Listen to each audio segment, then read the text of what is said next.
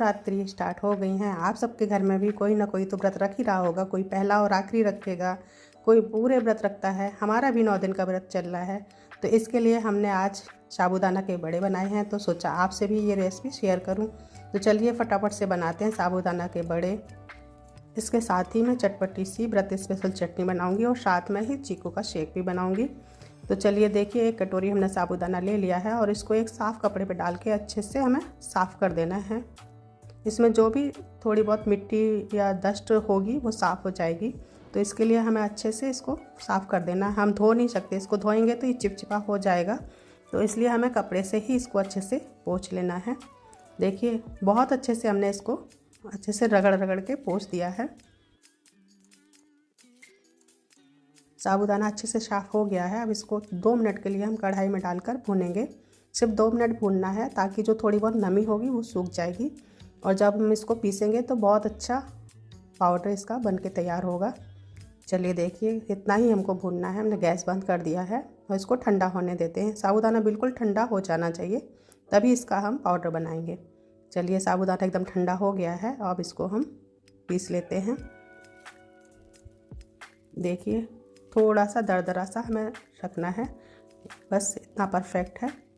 चलिए अब आगे का हम प्रोसेस करते हैं। इसके लिए हमने 3 आलू ले लिए हैं और उनको बारीक करके मैश कर देना है। बहुत ही बारीक, जितना बारीक आप कर सको कर सकते हो। अब इसमें हम साबूदाना डालेंगे।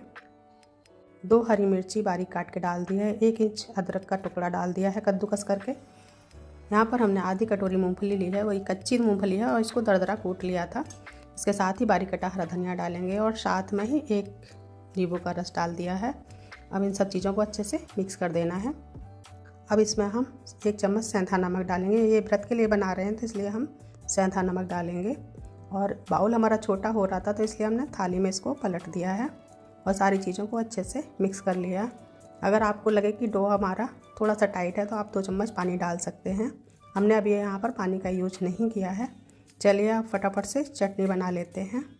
यहाँ पर हमने 1 कटोरी हरा धनिया लिया है और इसके साथ ही 4 हरी मिर्च और थोड़ा सा अदरक डाल दिया है।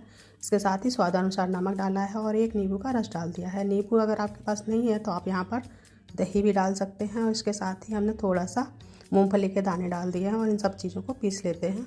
थोड़ा सा हमने दरदरा पीस लिया है। अब इसमें हमने थोड़ा पुदीना डाल दिया है और थोड़ा पानी डाल के इसको बारीक पेस्ट बना लिया है। लीजिए तैयार है हमारी एकदम चटपटी सी हरी धनिया की चटनी।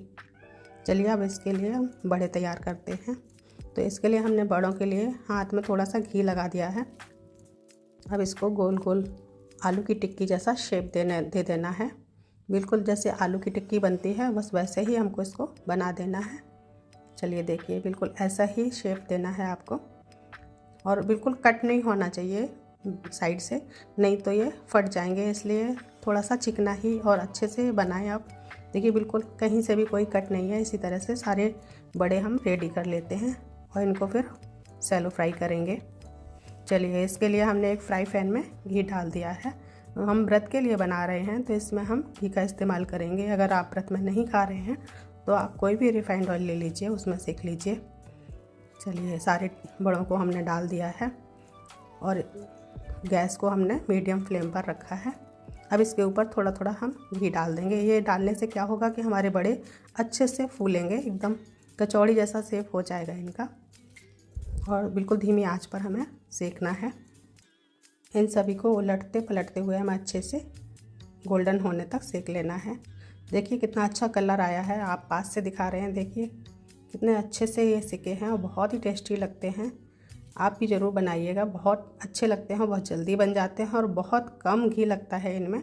सबसे बड़ी बात यही है कि बहुत कम घी में ये बन के तैयार होते हैं और बिल्कुल कचौड़ी जैसे एकदम फूलते हैं। देखिए आप देख सकते हैं बिल्कुल कचौड़ी लग रहे हैं ना। इसी तरह से सारे बड़े हम सेक लेंगे और जो बाकी के बचे हैं वो भी सेक लेते हैं। देखिए आप देख सकते हैं कितने क्रिस्पी बने हैं बाहर से और अंदर से उतने ही सॉफ्ट हैं। चलिए देखिए एक और हम तोड़ के आपको दिखाते हैं। देखिए एकदम बहुत ही अच्छे से फूले हैं हमारे बड़े, बिल्कुल कचौड़ी की तरह लगते हैं। चलिए इतने सारे हमने बड़े सेक लिए और देखिए घी बिल्कुल ज़रा सा इस्तेमाल हुआ है, बहुत कम घी में ये अच्छे से सिक जाते हैं। चलिए लीजिए, तैयार है हमारे गर्मा गर्म साबूदाना के बड़े। अब इसके साथ हम एक ठंडा ठंडा चीकू का शेक भी तैयार करते हैं। तो इसके लिए हमने यहाँ पर 5 चीकू लिए हैं। ये बिल्कुल फ्रेश हैं और बिल्कुल हल्के से पके हुए हैं, एकदम हरे भी नहीं लेना है, जो थोड़े कच्चे कच्चे होते वो नहीं लेने, हल्के से पके हुए होने चाहिए।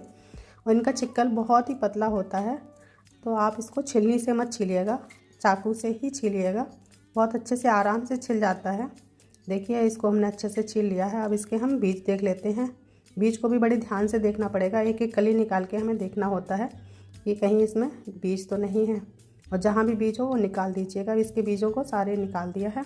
चलिए इस तरह से हमने सारे चीकू काट लिए हैं और एक ग्राइंडर जार में डाल दिए हैं। यहाँ पर हमने इसमें 5 काजू डाले हैं और 5 ही बादाम डाले हैं। अब यहाँ पर 4 चम्मच चीनी डाल देते हैं।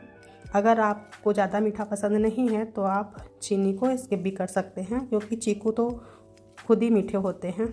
यहाँ पर हमने 1 गिलास दूध लिया है, आधा गिलास दूध डाल दिया है और इसको एक बार हम पीस लेंगे। चलिए देखिए हमने इसका गाढ़ा सा पेस्ट बना लिया है। आपको हम दिखाते हैं चमचे से। देखिए अभी थोड़ा सा गाढ़ा है, इसमें हम अभी 1 गिलास दूध और डाल देते हैं। यहाँ पर हमने टोटल 1.5 गिलास दूध लिया है और इसको पीस लिया है अच्छे से। देखिए अब ये परफेक्ट है, आपको हम चमचे से दिखा देते। देखिए बिल्कुल रेडी है हमारा चीकू शेक। यहाँ पर हमने जो दूध का इस्तेमाल किया वो एकदम ठंडा दूध लिया था, और आप अगर और ठंडा चाहिए आपको चीकू शेक तो आप इसमें आइस क्यूब भी डाल सकते हैं। चलिए लीजिए, तैयार है हमारी व्रत की थाली। गर्मा गर्म साबूदाना के बड़े, चटपटी हरी धनिया की तीखी सी चटनी और ठंडा ठंडा चीकू का शेक। चलिए आप भी बनाइए और एंजॉय कीजिए।